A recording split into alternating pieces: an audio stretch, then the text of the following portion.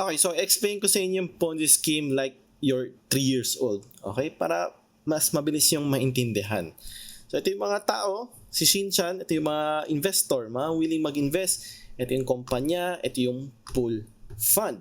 So, si company, papa-invest ka niya, papa-deposit ka niya, in return, meron kang, sabi natin, 1% a day for 30 days, parang ganyan. So, okay, maglalagay ako ng 5 pesos, nag-invest siya ng 5 pesos, so nilagay ko siya sa kabila. So, ang gagawin niya, mag-aantay lang siya na bumalik yung pera niya plus yung interest na kinikita niya na 1% a day. So, kaya nakalipas na ng isang araw, so, pakunti-kunti, bumabalik sa kanya yung pera 1%, 1%, so bumabalik sa kanya yung pera. Now, ito syempre, meron siyang incentive para mag-invite ng ibang tao kasi may makukuha siyang komisyon. Dito pumapasok yung pagka-pyramid scheme, yung pagka-tier levels, yung pagka-MLM. So, let's say ito, in-invite niya to, sabi niya, magandang investment to, 1% a day ang balik sa'yo. So, siya, gusto rin niya mag-invest. So, maglalagay din ulit siya ng 5 pesos. Yun yung parang minimum amount, investment out. So, lipat na natin sa kabila. Ngayon, nakalipas na ng ilang araw, babalik ulit natin yung 2%, kumita na siya ulit every 1% a day. So, siya, since naglagay siya ng pera, dahil nasa pyramid scheme tayo, meron tayong referral commission, meron din siyang makukuha doon sa 5 pesos niya. So, bibigyan mo ng isa pa.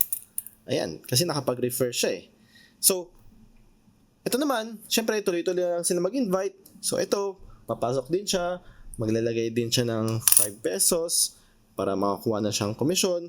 Ngayon, maglalagay ka ulit ng kasi kumikita sila 1%. So, siya rin, meron din, mag-i-invite ulit siya, maglalagay ulit siya ng 5 pesos, nasa kabila na siya, bibigyan ulit ng piso, lahat piso. Bumabalik yan Ayan.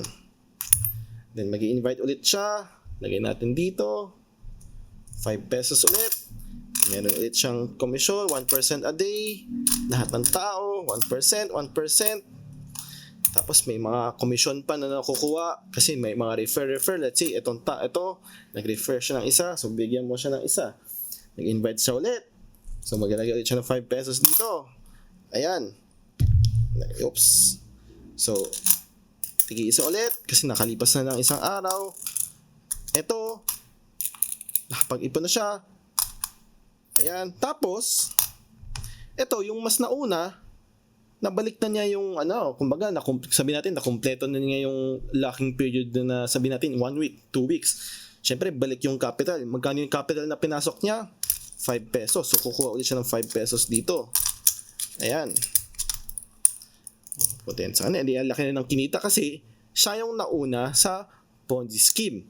So siya yung pinakamalaking kinikita. Tapos nakakapag-refer pa siya ng ibang tao. So mas lalo pang mas malaki ang kinikita niya. So, nagpasok ulit tayo, nag-invest ulit yung itong taong to, ulit siya, bibigyan ulit ng daily profit yung mga tao, tapos na siya di ba? Out na yan. Di ba? Masaya na siya. Pwede siya mag-reinvest kung gusto niya, pwede niya ibalik dito. So, ayan. Mapapansin mo, ito yung huling tao natin, maglalagay ulit siya ng 5 pesos, lagyan natin siya dito, ayan, kakaroon na siya ng komisyon, kakaroon na siyang lahat, 1% a day. Tapos, mapapansin mo, itong pangalawa natin na pumasok dito, yung pangalawang mas maaga, nabalik na din yung, nakuha niya yung interest niya at kailangan niya makuha yung capital niya. Yun yung promise balik yung capital plus interest. Pero mapapansin mo, sa pool fund natin, 3 piso na lang natitira. So, ano mangyayari? Walang pangbayad sa kanya kasi wala lang bagong referrer, wala lang bagong tao na willing mag-invest dito sa fund na to. So as you can see, padami na nag-i-invest, nag-aantay ng interest nila, mas malaking amount ang kailangan pumasok dito sa pera na to, dito sa fund na to. Since wala nang bagong tao na pumapasok, hindi na siya nadadagdagan ng pera dito. So dito na pumapasok yung mga problema or yung mga signs katulad ng maintenance yung withdrawals, suspended yung withdrawals, may problema sa government, may problema sa papers. Ginagawa nila yon para magkaroon ng delays, para ma-delay yung pag-abot ng pera sa mga nag-invest yung mga nauna. So, once na inabot na natin yung mga pera, ayan, ano mangyayari sa funds? Ubus na. So, paano natin babayaran yung mga late na naglagay ng pera? Wala.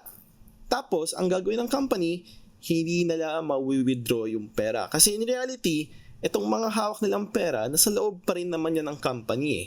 Hanggat sa hindi pa sila umalis, nakakapag-withdraw, yung pera ay nasa company pa rin. So, ano mangyayari? Kunyari, nag-collapse na, hindi na makapag-withdraw. So, itong mga nahuli, hindi makapag-withdraw, technically, itong mga pera nila ay part pa rin ng company yan. Kasi hindi nila na-withdraw eh. Diba? Hindi nila na-withdraw. Yung interest nila, yung capital na nilagay nila, hindi nila ma-withdraw. So, ang mangyayari, kung sino man yung tao, yung owner, yung CEO, yung president ng company ng Ponzi scheme, tatakbuhin na yung pera. At ang mapapansin mo, ang pinakamalaking kinita dito ay yung nang unang pumasok, which is itong si Cynthia na to.